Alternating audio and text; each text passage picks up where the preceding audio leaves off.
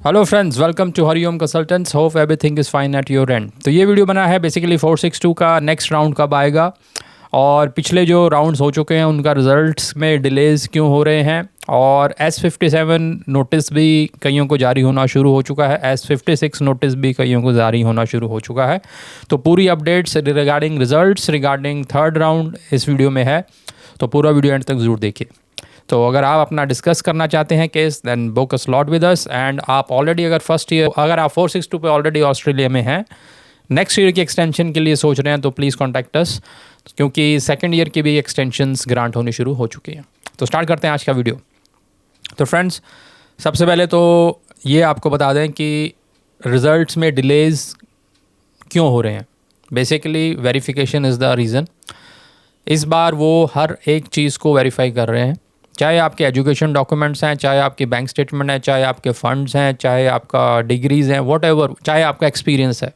ठीक है, तो ये सारे ग्राउंड्स पे चेकिंग हो रही है, और चेकिंग के दौरान जब सेटिस्फैक्ट्री रोल उनको, मतलब सेटिस्फैक्ट्री रिज़ल्ट मिल रहा है, तभी ग्रांट हो रहा है। ठीक है, तो अगर everything is genuine eight your and, मतलब आपको मालूम है, जिसने लगाया उसको पता है कि मेरा डिग्री जेन्युइन है, मेरा एक्सपीरियंस जेन्युइन है, कुछ भी अगर आपने ऊपर नीचे लगा रखा है तो आपको नोटिस आने वाला है।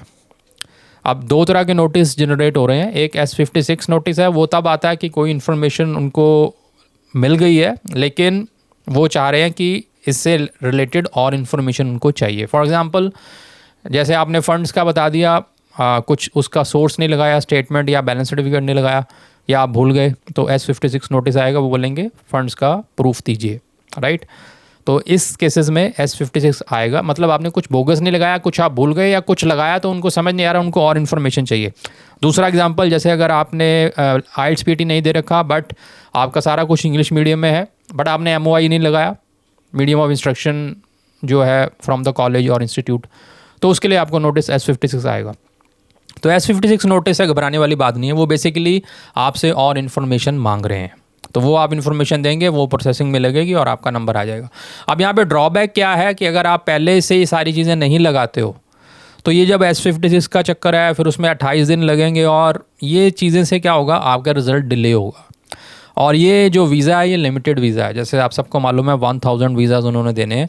तो इसमें वो ऐसे नहीं बैठे हैं कि अगर आपने कुछ कमी लगाई है, फिर आप उन्होंने नोटिस दिया है और फिर आप दे रहे हो, तो आपको पक्का रिज़ल्ट आएगा। इतने में ऐसा भी हो सकता है कि जो कैंडिडेट जिसने सारा कुछ सही लगाया है उसको ग्रांट हो गया, तो जैसे ही ग्रांट हो गया आपका एक चांस कम हो गया, बिकॉज जैसे जैसे ग्रांट होते जाएंगे नंबर्स कम होते जाएंगे, वैकेंसीज, मतलब 1000 वीज़ाज है ना। तो इसमें टाइम बहुत इंपॉर्टेंट है फ्रेंड्स, टाइम को फोकस रख के चलिए। अब आगे बैलेट में भी मैं ये हमेशा रिकमेंड करता हूँ, जिसका बैलेट में नाम आ जाता है, विदिन 2 to 3 डेज़ आपको फाइल कर देना चाहिए, to be on the safer side. Right, अब कुछ हमें ऐसे लोग मिल रहे हैं जो सेकंड लॉट से हैं, बिल्कुल एंड में आके फाइलिंग करवा रहे हैं। That is not a good approach, because ये टाइम स्पेसिफिक, इसमें बहुत इंपॉर्टेंस है, टाइम का बहुत इंपॉर्टेंस है इस वीज़ा में। जितना जल्दी आप प्रोसेसिंग में लगोगे उतना जल्दी आपका चांस होगा, क्योंकि अगर दूसरा लगा हुआ है उसको ग्रांट हो गया, तो आपका अगर नंबर कम है, भर गए, आपका इन बिटवीन ही है, तो आपका वीज़ा नहीं आएगा। और वो ये नहीं बताने वाले कि आपका वीज़ा, आपने फ़ीस भरी है, आपका हम ऐसा, इस वीज़े में ऐसा नहीं है। इस वीज़े में जैसे ही 1000 स्लॉट्स पूरे होंगे, आप जिस मर्जी स्टेज पर हों, आपने चाहे एम्बेसी फ़ीस भर दी है, कोई रिस्पांस नहीं आएगा। तो ये वीज़ा लिमिटेड नंबर वाला है, तो इसमें आपने ध्यान रखना। अब थर्ड बैलेट कब आएगा? थर्ड बैलेट फ्रेंड्स नवंबर के फर्स्ट वीक में एक्सपेक्टेड है, ज़्यादा ज़्यादा सेकंड वीक लगेगा, और आने की 99% चांस है।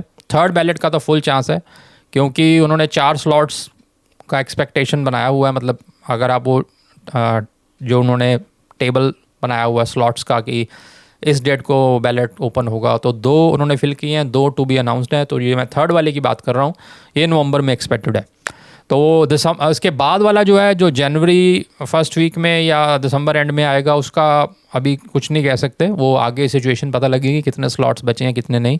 बट अभी फ़िलहाल के लिए वी आर एक्सपेक्टिंग कि थर्ड बैलेट डेफिनेटली आएगा, और वो नवंबर के फर्स्ट या सेकंड वीक में आएगा। और हम आपको रिकमेंड करेंगे कि आप प्लीज़ जैसे ही जिस चीज़ का भी नाम आता है, विदिन 2 to 3 डेज़ फाइलिंग कर दे।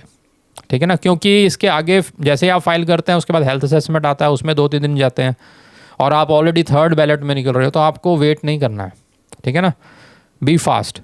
और इसका एक और मैं आपको टिप देता हूँ कि जैसे कुछ डॉक्यूमेंट्स कई लोग कहते हैं हमारे पास MOI के लिए हमें अप्लाई करना पड़ेगा, फिर जब आएगा फिर हम अप्लाई करेंगे, तो इतनी देरी में मत उलझो आप। जो भी डॉक्यूमेंटेशन आपके पास है एसेंशियल अगर सब पूरे हैं, लगा के फाइल लगा दो, जैसे ही आपका डॉक्यूमेंट आता है अटैच हो जाता है, बिकॉज 40 से 50 दिन का टाइम है। तो आपका MOI अगर बाद में भी आएगा तो अटैचमेंट की ऑप्शन होती है, तो वी कैन अटैच। ठीक है फ्रेंड्स, तो ये थी updates regarding results and the third round of ballots. So अपनी पॉजिटिव वाइब्स, अपनी उम्मीद हमेशा बना के रखें। And if you want to discuss any case regarding PR-शिप ऑन दिस वीज़ा, कैसे PR तक पहुंचना है, और भी आपका कोई सवाल है और कोई चीज़ आप चाहते हैं इस पर हम डिटेल में वीडियो बनाएं, जर्नलाइज्ड इन्फॉर्मेशन, तो आप कमेंट बॉक्स में ज़रूर लिखें। वीडियो को लाइक कीजिए, सब्सक्राइब कीजिए और हाइप का बटन दबाइए ताकि ये जेन्युइन इन्फॉर्मेशन काफ़ी लोगों तक पहुँचे। Thank you very much.